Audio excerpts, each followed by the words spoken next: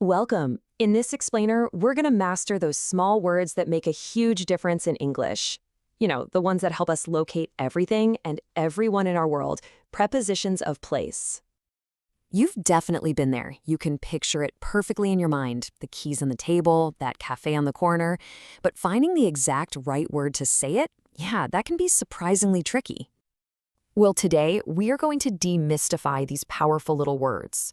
We're talking about prepositions of place, and trust me, by the end of this, you'll be describing locations like you've been doing it your whole life. So here's our game plan. We'll start big with addresses, then we'll zoom way into a single room, explore a whole town, and finally, we'll sharpen our skills with some of those tricky word choices. You ready to dive in? Let's do it. Okay, let's get into our first section. The address code. We're starting with something we use all the time, an address. And you're going to see there's a simple, really elegant logic to it that just makes perfect sense. It seems like a basic question, right? But getting it right in English follows this really clear pattern.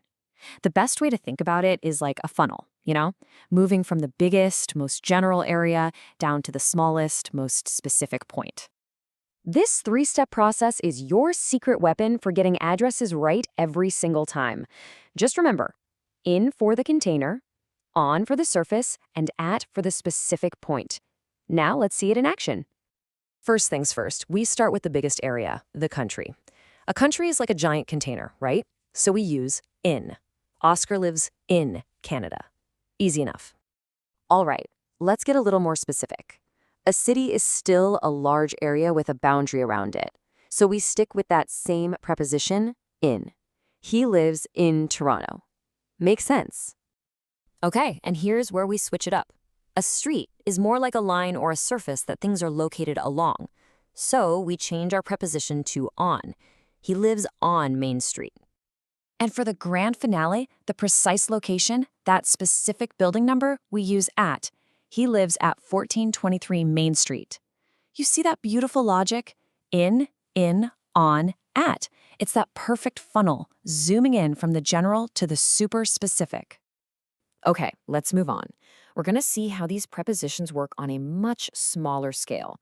We're going from a whole city right down into a single room, and it's a pretty messy one. The question for the ages. Locating things inside a space relies completely on prepositions to tell us where they are in relation to everything else. Aw, poor Philip. But you know what? His messy room is actually the perfect playground for practicing prepositions.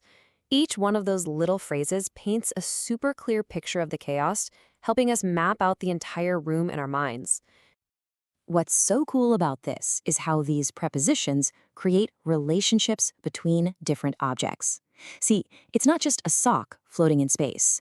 It's a sock under the bed. It's not just some pens, they're wedged between the shoes and boots. Each preposition gives us precise coordinates to map out the room. All right, we've tackled addresses and messy rooms. So let's zoom back out and apply what we've learned to navigate an entire town. This is section 3, a tour of the town. So first, we need our landmarks. To give directions, we have to have a shared vocabulary of places like these. These are basically the fixed points on our mental map. So here's the key. Giving directions is really like telling a story. Each step uses a preposition of place or movement to guide the listener from one point to the next, building a clear path all the way to the destination. It's like a verbal GPS. And now for our final section, the finer points.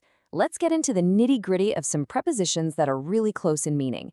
Knowing these subtle differences will make your descriptions even more accurate and natural sounding. Let's start with an easy one.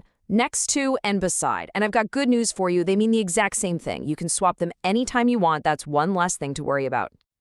This image here is a perfect illustration of the main rule for using on. The boat is physically touching the surface of the water. Whenever there's direct contact like that, on is the word you're looking for. But what if they aren't touching? Take a look at this light fixture. It's obviously in a higher position than the table, but there's a space between them. For that, we use above. That one word tells us two things. It's higher and it's not touching.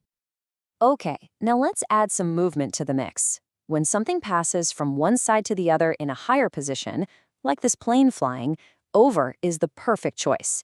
It implies a path, a journey, not just a static location. That's the real difference between over and above.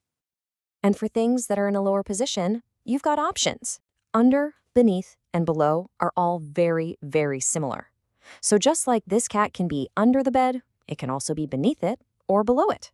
In everyday conversation, you can often use them interchangeably. So, what's the big takeaway here? These words aren't just boring grammar rules. They're the tools we use to build a shared map of the space around us. So go on, look around your own room right now. What's on your desk? What's above your head? What's next to you? Describing your world is the absolute best way to make these words your own. Thanks for joining me.